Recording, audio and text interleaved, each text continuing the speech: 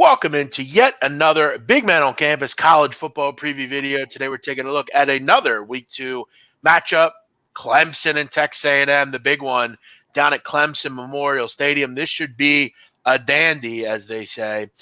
Week 2 coming at you right now. Joe Duffy continues to join me. We went over Baylor UTSA. You could check that out in another video.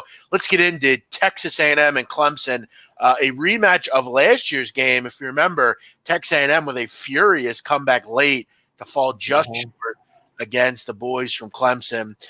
Texas A&M week 1 beat up Texas State 41-7, and in fact, we're pitching a shutout until late in the game, where there's some spread hijinks with a late Texas State touchdown. You look at really the particulars in that matchup, Joe. Texas State, 8 rushing yards in the entire game.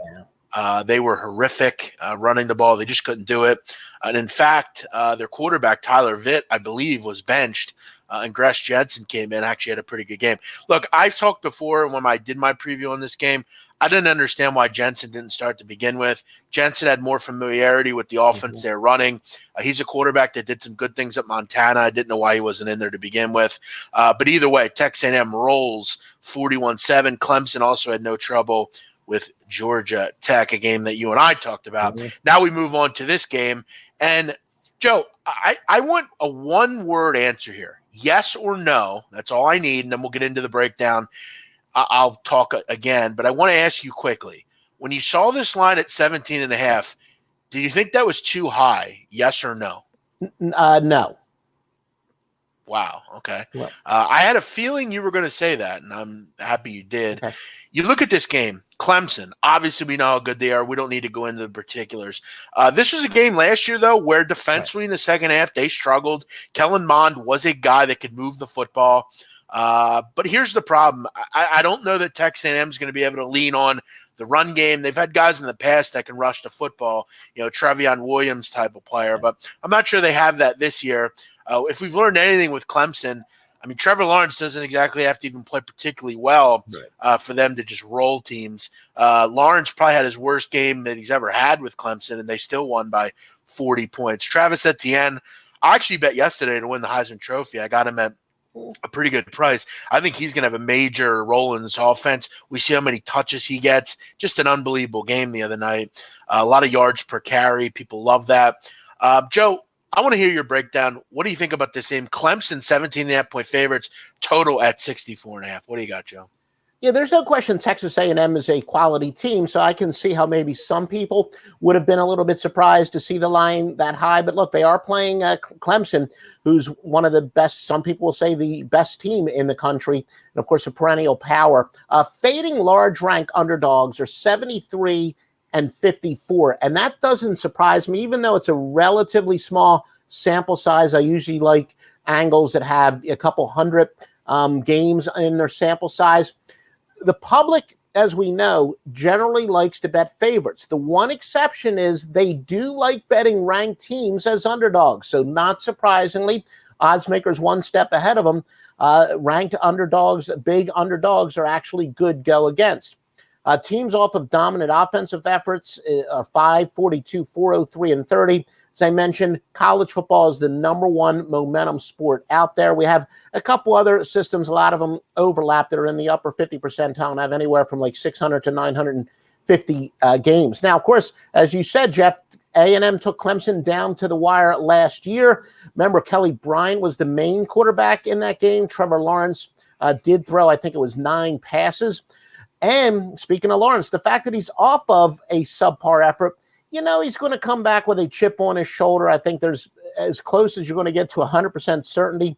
He's going to bounce back with a big statement game. And yeah, as you said, look, Kellen Mond, he's a heck of a quarterback, and I know he's going to test the unproven quarterback Darion Kendrick, but still. And Clemson, we said the one place they are somewhat vulnerable is on defense. So yeah, the back door, even if Clemson's up by 25 late, I know that back door is going to be very much wide open, but still, because of all my momentum angles, and I think that Clemson, they're going to have a little bit of a chip on their shoulder after last year's game. They'll come prepared. Clemson doesn't have a very tough schedule this year, so all their mental focus can be on this game. Not that, Dabo's teams really have any problem with mental focus, but think it's a pretty good spot for Clemson here, and they do roll. Yeah, I actually think that's a really interesting angle. I actually like that one as far as, a lot of people are going to zoom in and grab the underdog here. Yeah. Why is this game? Why you ask yourself, it's very simple. Why is this number where it is? Doesn't seem like it makes a lot of sense, does it? I'm actually going to recommend possibly taking a look at the over in this game. We all know both these quarterbacks are terrific. They're both going to throw the football a ton. We know what Clemson's offense is capable of. And look, I think at the end of the day, Texas A&M is going to be down in this game. They're going to have to throw the football. Yeah. They have a quarterback that can move the ball down the field. He can rush with his legs if he needs to. And you look at it in week one, Clemson actually was quite fast from a plays perspective, 23rd in the country, ran 79 plays last week. So this is an offense, and you even look at A&M, they were in the top 50 as well in plays per game over the first one. So you'd have to expect a pretty decent pace in this game.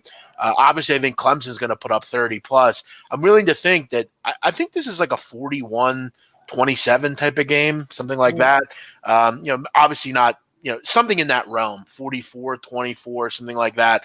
I think Clemson wins by like 21, something like that, somewhere in that range. But I think Clemson will put up 40. I do. I believe that. Again, probably not going to be a play that I'm going to run to the window and bet. Joe, though, you really like this game, huh? No, I definitely do. And yeah, what you were saying about the number maybe being surprising, there's an old adage, and what does it mean? But I like the old saying, a lot of old timers used to say years ago, listen to what the odds makers are telling you. I think even, Howard Eskin in your town used to like to say that. Not that he's the best handicapper of all time, but I think there's a certain amount of truth to that. Or I like to say, use the odds makers' knowledge against them. And yeah, there is a reason that such a highly ranked team is such a big underdog. And as I said, I mean, I do have access to what the public is betting. I didn't really check it before we came on, but this is one of those situations where the public actually likely is going to bet the underdog, which they normally don't. So, the odds makers are one step ahead of you. So that is one of the reasons why I do think that system makes perfect sense. It's not, arbitrary, even though, as I said, the sample size is smaller than I usually like to mess with. It's really consistent with what's been, my experience that, when the odds makers are making a statement, they're usually right. Couldn't have said it better myself. Great call, Joe. Good stuff. Looking forward to seeing how this one plays out down at Clemson Memorial Stadium. Joe Duffy going with Clemson minus 17.5 against A&M. As always, guys, thanks for watching. Joe, always appreciate coming on. We'll look forward to talking to you next week. Give a quick plug for Offshore Insider.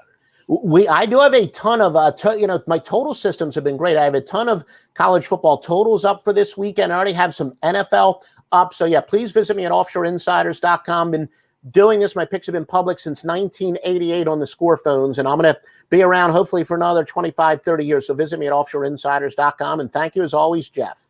Joe Duffy, one of the few people in the business that I can do a very good impression of. Maybe sometime I'll break that out for you. You've done it. Yes, I've heard it. You all have a great night. Thanks for watching. As always, please like, subscribe, and comment. Let me know what you're on in the comment section. Joe, thanks. We'll talk to you next week. Appreciate it. All right, Jeff. Thank you, sir.